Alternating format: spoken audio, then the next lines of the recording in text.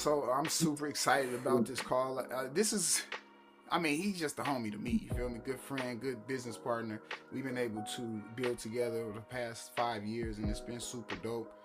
I remember the first time I actually met QB Stu. We was on the yacht, and we was in front of the yacht smoking a little tree, man. That's how we kicked off our relationship. So it's been pretty lit, man. I'm super excited. This guy's been able to consistently take crazy amounts. Like, I know Frugal be hitting numbers, he be doing his thing. These two people, Frugal and this guy right here, QB Stu, and I got another guy that I look up to when it comes to taking money out this market. You know what I'm saying? He's been able to do it. He's also went through the trials and tribulations of lessons.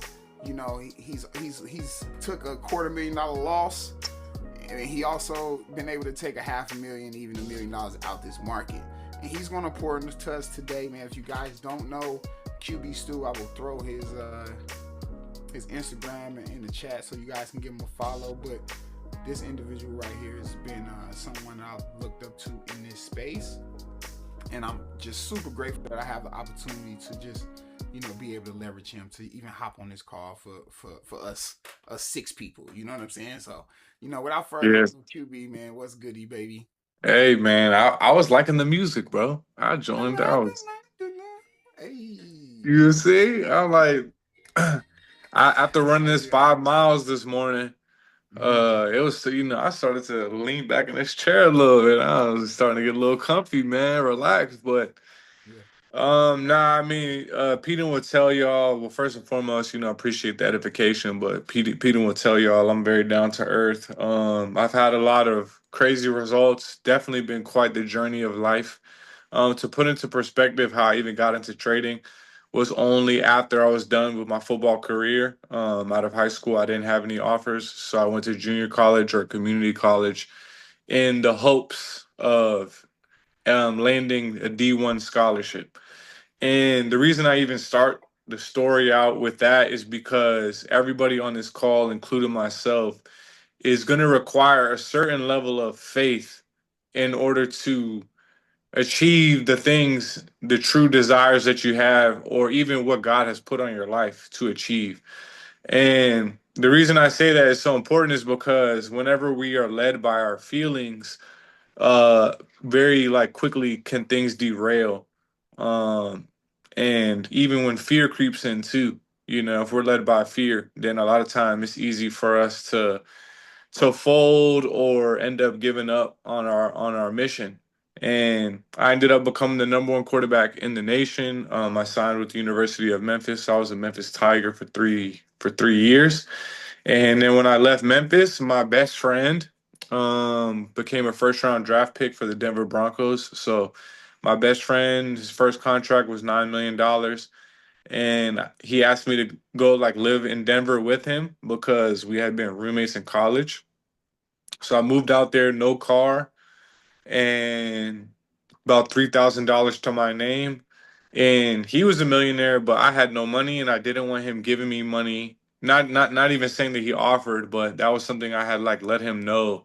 Hey, bro, like I got to figure this out for myself because I don't want that to always be like the crutch. A lot of times it's a blessing to get helped, but sometimes the help can hurt because subconsciously you might think, oh, I can always go rely on said thing. And for me, I wanted to try to figure it out, but I ended up getting a job without having a car. I got a job at Target and was working from 2 a.m. to 10 a.m. And this is in 2017. So you guys can see like how the contrast between me working a night shift, making minimum wage, but yet I live with a multimillionaire. And I would come home from stocking shelves for 8 hours, and then him and my other roommate would be waking up and be wanting to have fun for the day. And it's like, bro, I'm tired. I'm going to sleep. I just worked an 8 hour shift, and I had to walk a half a mile in the Denver cold to get here. And but in all that walking and reflecting, it's like that was one of the lowest moments of my life, going from being the number one quarterback in the nation to then playing in front of 60,000 people in person and then millions of people on ESPN, and then to now I'm in Target making minimum wage, basically back at zero in my head. That's how I got into day trading, was because I saw an 18-year-old kid. He wasn't flashing money. He wasn't even showing charts. I just saw that he would always take pictures with like his boarding pass going to different countries. And I saw he was only 18, so I was like, "Hey bro, like how are you?" Cuz I know you can't really finesse plane tickets. You know, people can fake profits and fake a lot of things, but it's pretty hard to get through TSA without the right without that right proper documentation. And he told me he was in Forex, and I immediately basically was like, nah, I'm good. Not because I even knew what it meant. I just thought Forex stood for fake Rolex. So I thought he was selling fake watches.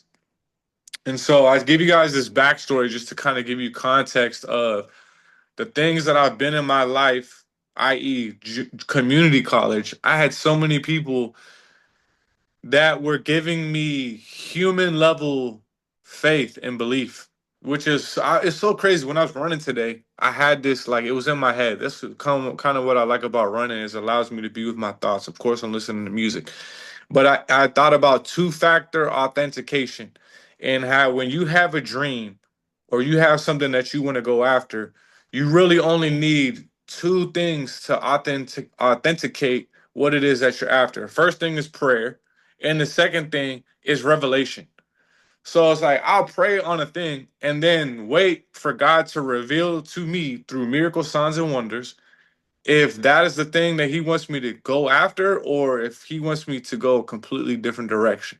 And a lot of time when he redirects us, it's not what we want.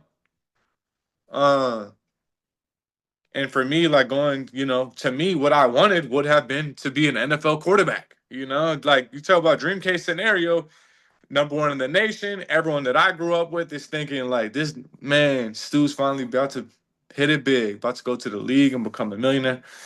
And then now here I am back at zero and day trading. I got into day trading and um so many of my friends were saying that it was a scam, that it wouldn't work out, and I lost a lot of good relationships, to just friendships and just people in my life, even family members that just genuinely didn't believe in it. So I say that to try to anyone who maybe doesn't have the support system. I was so grateful to have my mom and my dad both be supportive, even though they didn't understand it.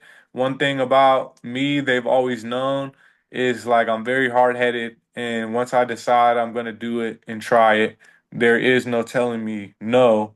It's just they try to mitigate the bumps and bruises along the way. And so as far as the chart work is concerned, I mean, I'm in a trade on EU right now. I know I can share my screen, but I actually just got this Sony camera, so it's not plugged into the to my computer just yet. But I use point of control for volume, and what I like about that is this red line here just shows you where the most volume comes in, and then you have a value high and a value low. And I'm gonna zoom out real quick to like the weekly just to show you guys kind of what I'm thinking. On the weekly time frame, we see that we did have these lows get broken here. So once that gets swept, then you see the liquidity comes back in, back up to the buyer areas. And I'll draw this out too because Peter knows what I look for is I like to get trades on discount. So down here, this is the fib that I have drawn. Let's say that price, let me get the path real quick. Let's say that price comes up here and then comes all the way down. This becomes our point B. Our A is at the top. I like to wait for price to come. Usually my favorite spot is the 88.6. Then I want to see price reject it either with a wick or for me to see resistance is a bullish followed by a bearish. And then that's where I'm looking to take my sells. If in this case, we this 75% to 100% area is our discount, and the 0 to 25% is premium. So you don't want to pay premium for anything. That's like the same as like buying shoes that drop. You want to get them early at that discount range, and then you can sell them later on when they're worth way more. So it's kind of the same thing. From there, once I do get my discounted range, i.e., in real time, y'all see I got my point A. There we go. Let it focus a little bit. I got my point A at the wick, my point B at the wick from this weekly move. Now let me go to the daily time frame real quick, give you a little bit more clarity. I like to keep things simple because in football I had to go through a checklist every play. And the reason for that, my checklist was alignment, assignment, footwork. So a play would get called into me, and then I would relay the play. And then in my brain, I would have to know, okay, based on the call, I have to know where do I align? Do I put my toes at 5? Do I put my heels at 5 yards? Once I know about my alignment, then I have to ask myself, what's my assignment? Okay, I got to read this player, and if he does this, then I do this. And then I got to know what is my footwork to carry out the assignment. So it's like a checklist, which is good because in football, obviously, you might take a big hit or something and your brain is scrambled, right? Hey, trading, what happens? We take a big hit, we take a loss, and what happens? You're scrambled. Emotionally, you're scrambled. Okay, you have to be able to fall back even when you're emotional. Once again, we got to be faith led, not feeling led, because our emotions, our heart will lead us astray. It will deceive us. But faith based is all right. You know what? I already wrote down my goals for this trading week. So my discipline, right? Discipline is a disciple's plan. My discipline for this week is going to be based on what I've already laid the foundation on, right? So we have our point A, we have our point B. Price came back to our discount range. Also, notice I'm marking out the supply and demand areas on both sides where we had a touch here, a touch here, and a touch here. And this was actually the trade that I called out on I called this trade out after we already got stopped out. So that's an important thing too. I don't want y'all to think, oh, here goes another person on a Zoom call sitting here acting like all they do is call out wins. No, we actually got stopped out of this trade on this big wick, and then I immediately followed up. Let me show y'all real quick. We got stopped out on this was the original setup right here. And it was one of those trades where if price gets real close to your stop loss, but it doesn't hit, and we were actually back at entry. So it was one of those where it's like, oh, okay, we might have survived the worst of it. Then I let them know, hey, our stop loss got hit, SL got hit, and then we immediately turned back around and re-entry, re-entry based on the fact that we had sweep the highs, we're in our discounted range, like I was showing you guys. And once again, if price closed back below this area, which is now all the way up here, this value high, we should be pretty good to go. So my projection area is just to fill this wick. I mean, the reality is you could have your projection even lower. I mean, it's just when I'm swinging trades this long, it takes time. So that's the thing too. The longest trade I've ever been in was 460 days. I paid over $300,000 worth of swaps. And swaps, for those of you that don't know, it costs to hold a trade, hold a position. But this specific account I'm talking about was an $8,600 account that I put 30 lots on XRP the day of the election. It was basically Trump had the election in the bag, so I know he's pro crypto, and this was when XRP was still at 52 cents. But it was one of those things where I know my risk appetite. If price had even sneezed in the wrong direction, my account would have been blown, and I would have just had to live with the fact that that's $8,000 that you no longer have, Jason. But that's the thing, risk appetite. It's what are you willing to lose? Pete said I've lost biggest trade I ever lost was 240,000. But the biggest trade that I never closed this 8.6K went all the way to $1.2 million floating because I held the 30 lots from 50 cents to $2 and then added another 30 lots. And yeah, I didn't close. Price was up over $1.2 million. I didn't close. I kept holding on to the trade. I kept paying the daily swaps every day. And then what ended up happening? Price ended up retracing after over a year and a half. Price came back, and I was only floating $100,000. So I went from 8.6K to 100K, and I decided to close out because I saw price was ripping down, and I was like, I'm not gonna.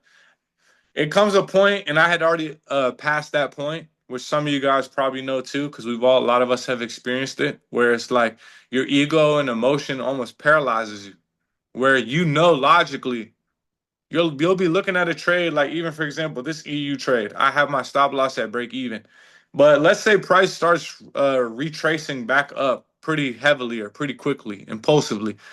My brain knows like, hey, bro, you might as well just close and take what profit you have versus a stop loss at break even where you make nothing or even sometimes you lose money because the swap or the charges of the trade or a little bit of slippage. I don't know if y'all probably know what slippage is. I have some crazy stories about slippage where you'll place a stop loss, but price rips so fast that the broker can't even uh get you out of the order because the market moves so fast.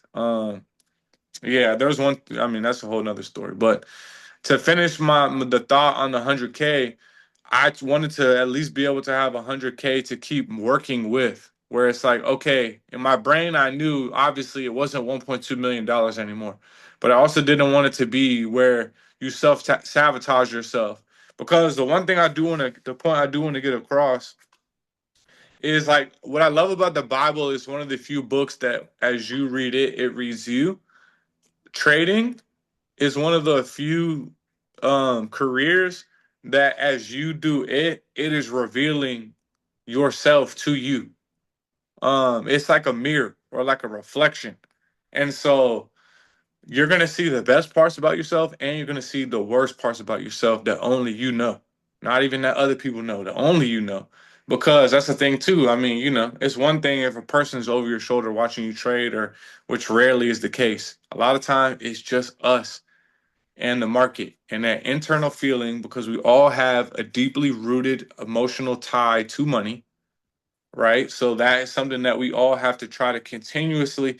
It's so hard to be focused on abundance when you've been born and lived in scarcity.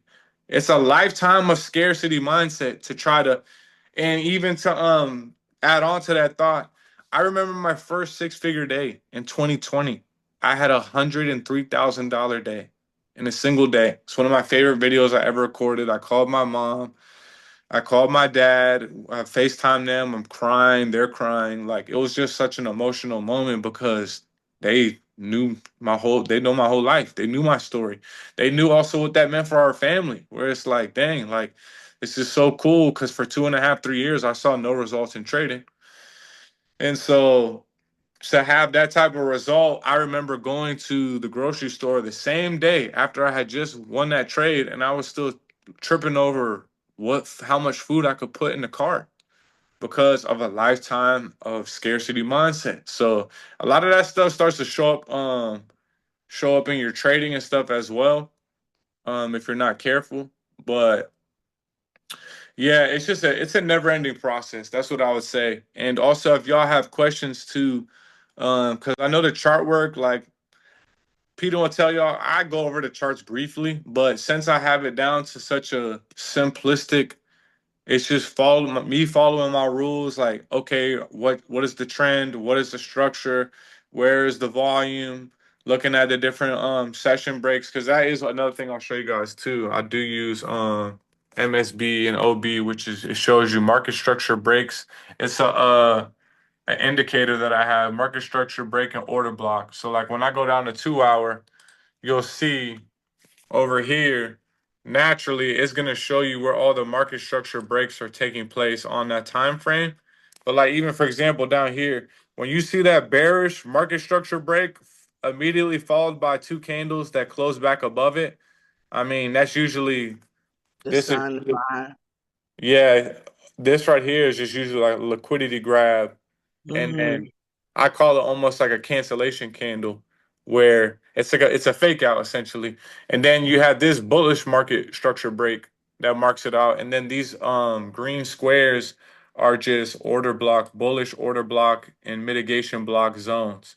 But it's cool that it marks it out for you because a lot of time, before like these indicators existed, I would just be trying to market out myself, like where the market structure breaks or where are the order block zones. Because look, even on 1 hour time frame, we're already starting to form bearish order blocks and bearish mitigation blocks up here, which is good news for me, obviously being in shorts because as a swing trader, I'm trying to catch the top of a move back down to the bigger move. So a lot of time what ends up happening is I do get caught taking these 30 pip, 40 pip stops.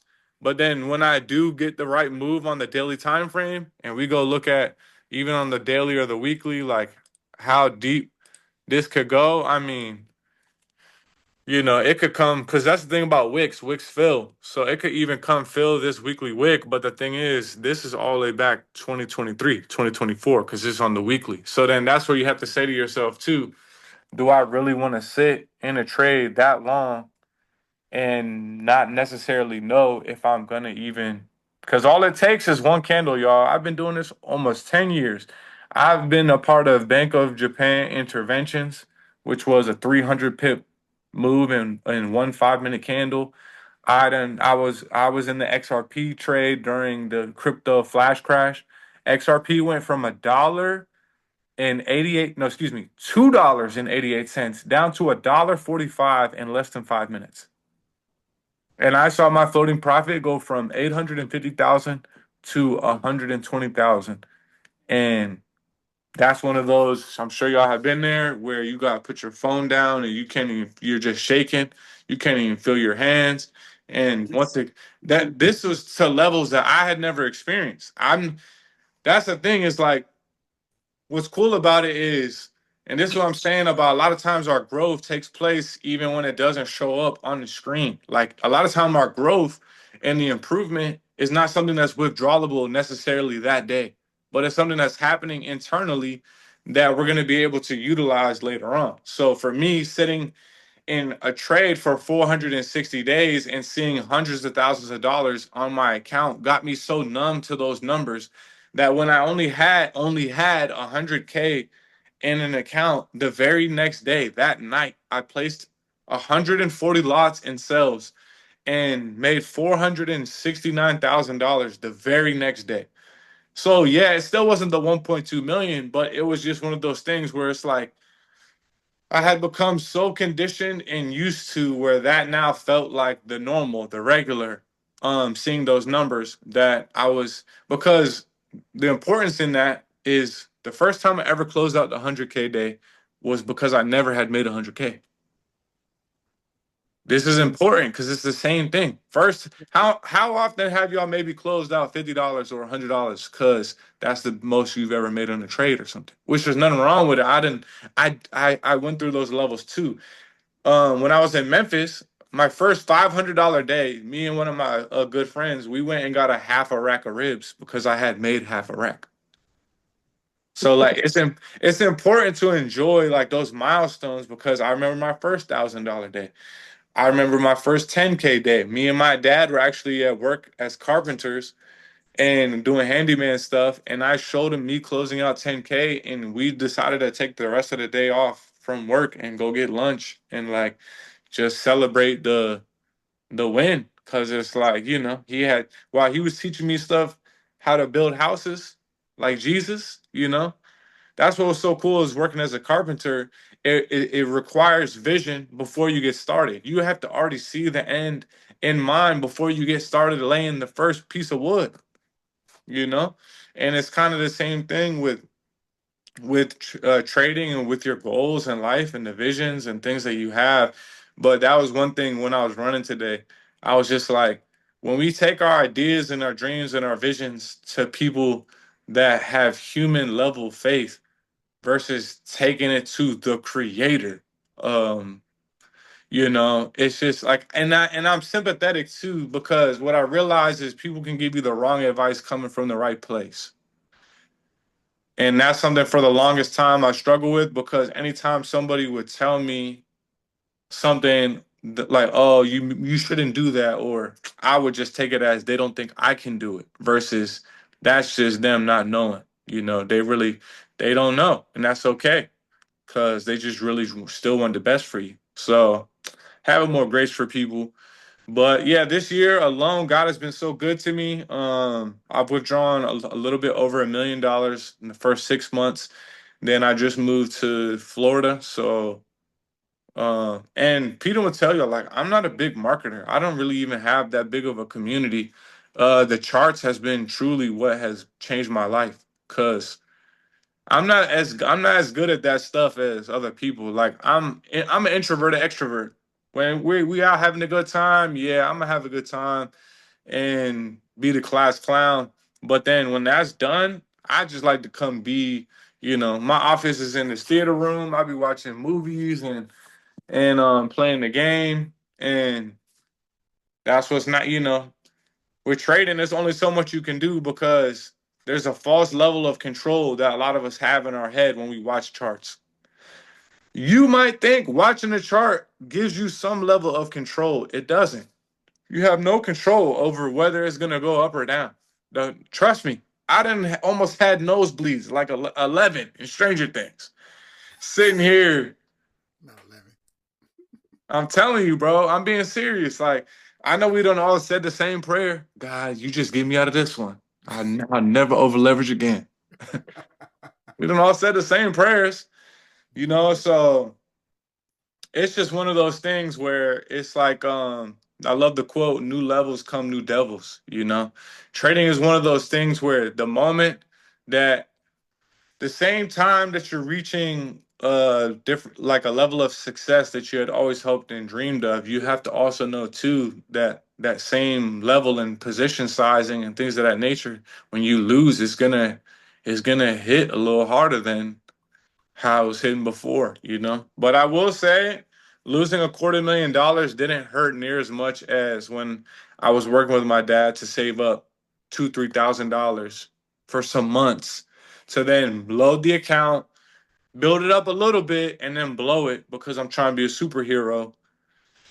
And then I'm crying for 2-3 days because I'm back where I was 3 months before all the work. And you feel like it was like I used to go to bingo night with my dad in Erie, Pennsylvania to try to make 500 to 1,000 just to trade with.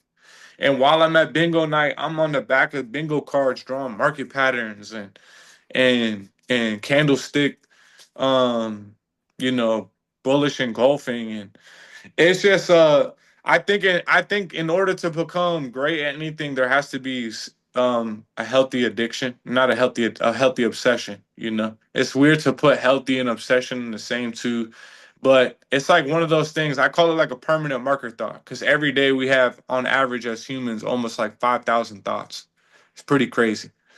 I know with my ADHD, it might be double. So we got to have permanent marker thoughts in our mind that are like at the forefront. And that's why it's important to read affirmations and remind yourself too every day what it is that you are, because sometimes a lot of us, we start believing a lie. It's so cool I went to church on Sunday, and the sermon was talking about in the Garden of Eden when God had asked Adam, basically, who told you that? Like, who told you were naked? Is what he was saying to him, because he knew that had to come from somebody else that was not him. And a lot of time too, people will be down talking us, or even whether it's a subtle joke or just little things that for some reason sometimes stain our mind. And it's like, who taught you that? Like, imagine you have a kid and they start saying words or saying things where it's like, who taught you that? So I don't know. I just, with trading, I feel like is we got to unlearn and relearn, kind of reprogram so much of our mind. And and I know even for myself, like, yeah, I didn't had a lot of success, but I know it's levels to this too. Like, in retail, me making $1 million is still, that's amazing. But I know it's hedge fund traders, and not to like lessen my accomplishments, but it's just one of those things where I've already seen firsthand when you get like arrogant or cocky or overconfident, especially in trading, you can lose your money twice as fast as you made it. I had posted one time, I was like, it only takes 1 year to like make up for a decade of work. And then somebody has said, yeah, and it only takes 1 day to ruin 10 years of work as well, you know? So it's like just having that day by day book of Matthew, you know. So yeah, if y'all got any questions, I do. I got a question. So yeah. with this, how important is this alignment, assignment, and footwork? How important is that to your success in trading? It's critical, bro, because if I can't follow my own rules, then once again, it's like, especially when it comes to like even jobs that I've had, it's like there's certain procedures that you have to do in order to make sure that you're safe and everyone else around you is safe. So it's almost like, knowing that it's like I just went to go see the Odyssey, and we all know that they said with sirens or mermaids, like you had to literally take tissue and put it in your ear because they would be able to sing songs or melodies that could seduce people to literally jump overboard, or and it's like you had to take precautionary measures to keep you from hurting yourself, even when you don't realize it. So the rules are literally there for days where you are overconfident, or days you are overeager, or days you are overly emotional. Peter knows I had one of the cool things about trading is it put me in a position where I was able to go be my mom's caretaker for about a year, little less than a year. My mom was battling stage 4 cancer, and I was in a sky rise in Atlanta, and I was on the phone with her one day, and she had collapsed from dehydration. And I knew it was just like one of those epiphany moments where it's like, I need to go take care of my mom. It's like, I don't care. You get to a point in life where it's like, what is it that I'm after? I love in the Bible, it says chasing money is like chasing the wind. You can never catch it. So it gets to a point in life where it's like, what am I after that's more important than my mom? That can't, like, all that stuff can wait. All these like personal goals that I have can wait. So that man's printing money over there. But the facts came in. But The facts game. yeah, it's a blessing though. Like, I'm grateful because, like, for example, my little brother, he couldn't do that because he was working a job, and that's no knock on him or jobs. That is just the reality of, had I not been into trading, I would have been in the same position, and it would have been very difficult for me to know that my mom was going through that by herself, and because she put me and my little brother on the pedestal of life. She sacrificed everything for us. So that's why I'm like, who am I to not go do that for her? And I bring this up because during these times I could not trade because I was overly emotional. Even though it wasn't like a revenge trade type of emotion, I just knew, even with rules, I was so sabotaged or something because just I had to take a break, and I knew to not trade. And then guess what? That XRP trade I'm telling you all about, that was a month and a couple days after she had passed. So guess what? That was the opposite end of grief. The trades I was taking was from a level of, I don't care. Because nothing, like, after I had lost my mom, no, I wasn't feeling anything. I couldn't feel. I would do stuff like that to try to feel something outside of the pain I was feeling from losing the most important person in my life. So, but it's crazy how God works, because I wasn't taking trades like that necessarily. I wasn't trying, and I was betting crazy too. I was putting like $50,000 on games. Like, these are things that I wouldn't have did when my mom was alive, because I know I would have got a phone call that day like, "What are you doing?" Like, calm down. But it's one of those things where, it comes eventually. Obviously, that's what I love so much about God. He'll abandon the 99 just to go get the one. And I had strayed far enough away to the point that you still realize like all these things that I'm doing, whether it's the betting or crashing out with the bets or partying, whatever the case may be, it's just not fulfilling. And it's the same thing. It's like I'm not gonna find true fulfillment out of this the way, and I know my mom wouldn't necessarily be happy to see me like this either. So it's a live and learn thing. We got to have grace for ourselves. And I hope everyone in this call has grace for themselves and is proud of themselves for being on the call. I know most of y'all is on the West Coast. It's 11 o'clock here, and it's just cool. It's always cool and inspiring to me to see people who are trying. Like I seen a video a couple days ago where he was like, I think it was ASAP Rocky. He was like, at what point did it become a thing for people to like make fun of people for trying or like clown people for trying? Like that's just weird to me. Cause what's the opposite? What's the a not try and just accept life for what? Oh, these are the cards I got dealt.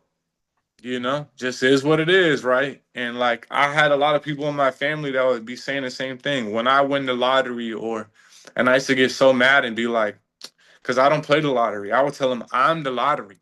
Like I literally, I'm the lottery. I'm not playing. I'm not scratching. It's nothing against the lottery. It's just one of those things. Like that's the mindset I've always had about myself, especially knowing I should have already been made millions of dollars in college football. It just wasn't that wasn't the timing. And I'm glad that God took me this route because this an opportunity to make it's not even about making as much. It's an opportunity to, you know, what's cool about this is it gives me my time freedom back. I wake up and I do what I choose to want to do. I can learn what I want to learn. I can watch what I want to watch, go for a run, exercise. You have to be your own head coach. When I played at Memphis, our head coach would have the whole day lined out for us. This is when you go to class, this is when you go to workouts, practice, meetings, eating. They schedule the success because there's a quote that says if you fail to plan, you plan to fail. And the results are a lot of time we're not going to just stumble into them. It's the same thing with how you want to see the best results you ever had it in working out. Well, you got to not only do you have to schedule the work, and sometimes it helps to have a trainer too because they'll push you harder than you'll push yourself. But you got to show up every day and do the work. And guess what? You're not going to see the results of the work that day. Most of the time, you don't see the results until a week later, 2 weeks later. And sometimes you don't even still see the results. It'll be your friends saying, "Oh my gosh, you've been working out." Like, dang, bro, you looking a little swole, right? Like, because we look at ourselves every day in the mirror. So to us, it's the law of normality, you know? But I'm just a firm believer in stacking days. Truly just trying to squeeze the lemon, make the absolute most of each day. And knowing that like at the end of the day you can take that peel and you got everything out of you. You squeeze it for all it's worth. You can leave it there and know like, all right, it's not like this is a whole fresh lemon that I did nothing with today, because we've all had those days too, where for whatever reason it feels like a wasted day. And that's why I keep bringing up the book of Matthew, because when Jesus told him, he was like, focus on today because tomorrow will have enough troubles of its own. He's acknowledging, or today will have enough troubles of its own. He's acknowledging that every day we're gonna go through something.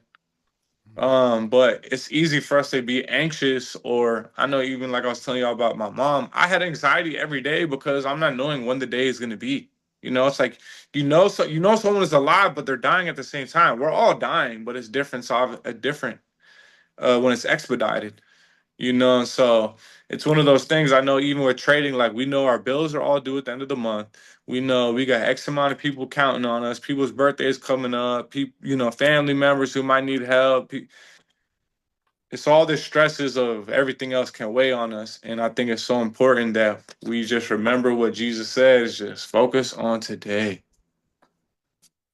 and handle today's problems. And then when we go to sleep, we pray at night and ask for protection and peace and good rest and recovery.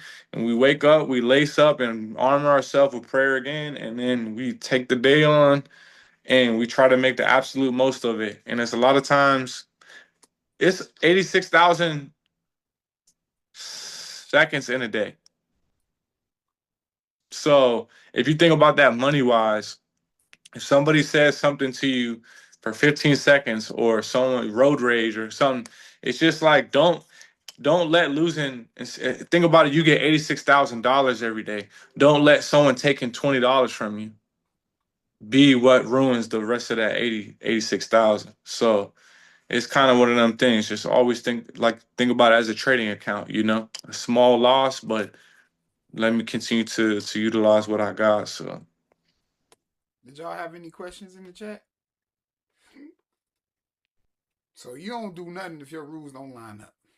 You don't bust a grape. You wait on you just wait on it. no, I would be lying to say I'd be lying if I'm human. So even the trade I lost. I had even told my girlfriend Danny, I was like, I had pointed out that it wasn't at the value high. I was just over eager. Sometimes, folks get that trigger finger gets to itching. It's like you staring here and you want action because you feel like if you're not in a trade, then you can't make money, but you damn sure can't lose money. It's just one of those things where it still followed my rules to an extent, but not to the T. Where it's like I knew I was getting in early, and even saying to myself, I'm gonna have to most likely endure some drawdown, and then the emotional roller coaster that comes with you're a pip or two pips away from being stopped out, and then it comes back to your entry, and now you think you're good to go, and then it ends up stopping out when you're asleep. You wake up, the trade lost, and you can't be emotional about it. It's the same. It's the rinse and repeat type of mentality you have to have because losses are inevitable, and a lot of times our emotions mirror our account, and there's a problem with that because the days we win trades are great days. The days we lose trades are bad days. At what point did our days become entirely based on a monetary amount? And it's even crazier, even more of a mind uh kind of a trip is you could make money on Monday, make money on Tuesday, make money on Wednesday, make money on Thursday. You have 4 great days where everything is great. Friday, you go crazy and you blow the whole account. Oh my god.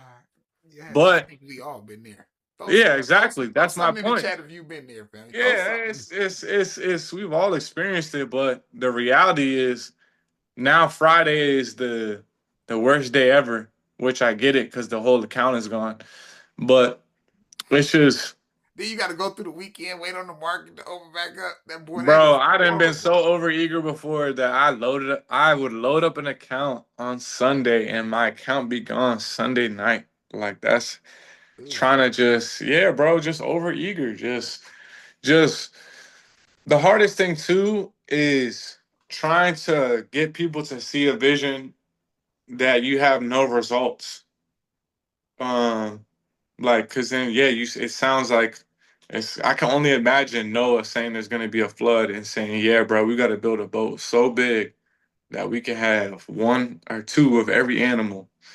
And the first thing I would ask is like, let's get Cuz drug tested. See what's in his blood flow. What is he on? Well, that's the thing. God gave Noah that vision for a Yeah. reason. So it's no wonder he was building by himself. Cause So it as just far as the sounds. trade, like, okay, so say I'm a trader and I just gotta feel like I need to be in a trade. What advice would you give me? I mean, you can get in the trade, but you gotta. It's one of those things where it's like you gotta. Y'all. It's funny. I'm planning on making a video about this tomorrow. I don't know if we have any athletes on the call, but I was thinking to myself like one of the reasons why athletes are in my opinion very accountable is because we would always play in the game and then have to watch film. And usually we would watch film in front of the rest of your teammates. And you will have a coach literally breaking the film down and you doing something that you shouldn't be doing incorrectly or whatever. You think coach didn't see it.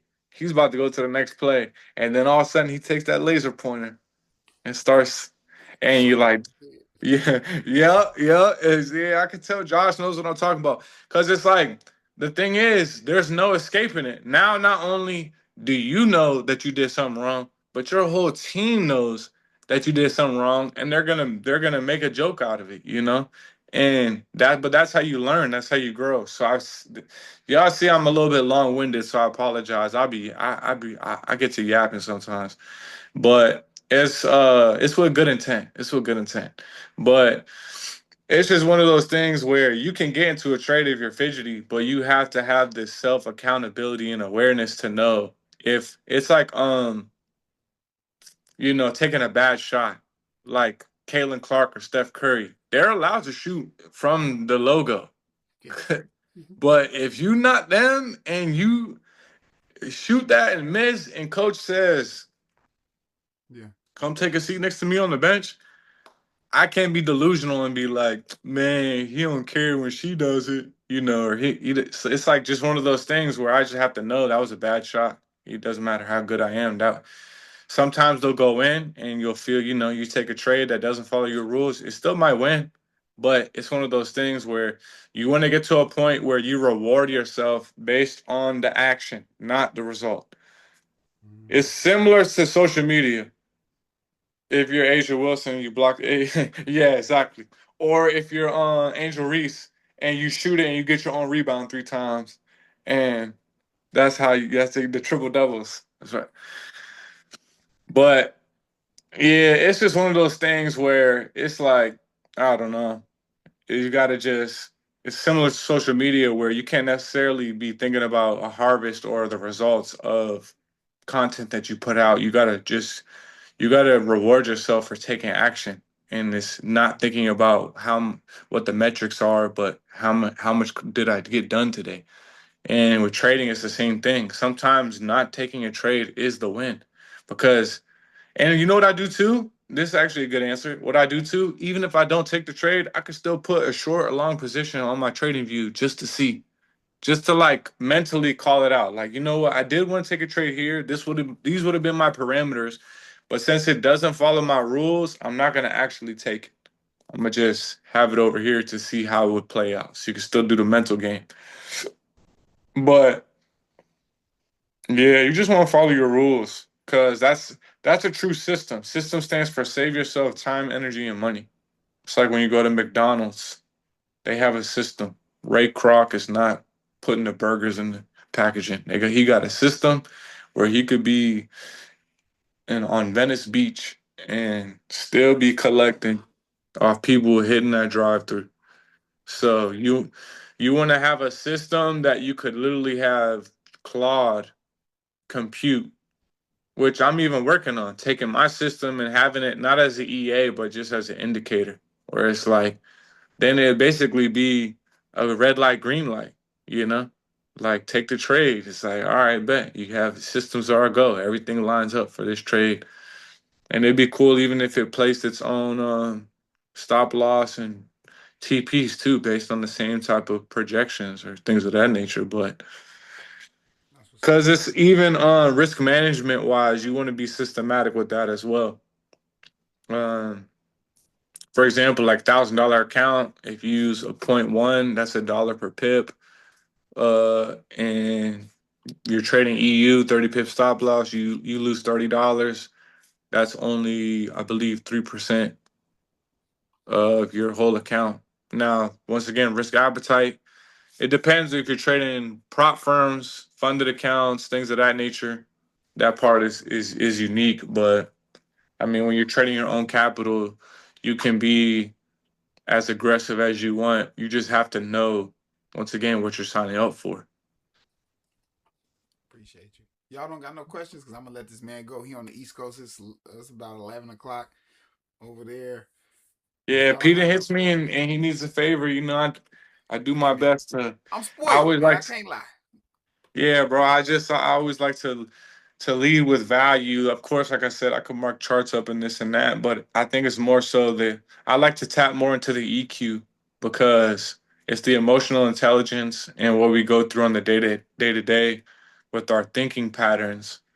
That is really what ends up being. That's like a chiropractor for physically. People need a chiropractor for certain tasks, but a lot of us in trading need chiropractors for our mind because that's what's usually not in alignment, and it's our decision making. Also, our brain is not meant to have to make more than 2 or 3 big decisions every day.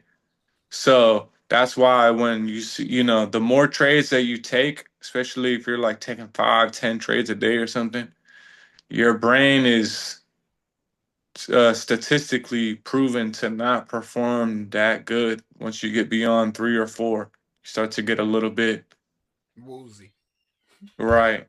Yeah, and a little bit just we're not computers, and that's not a bad thing. It's just we just gotta know what we are. And I wouldn't tell a penguin to fly. Like I'm not gonna lie to that, No, I get you. man.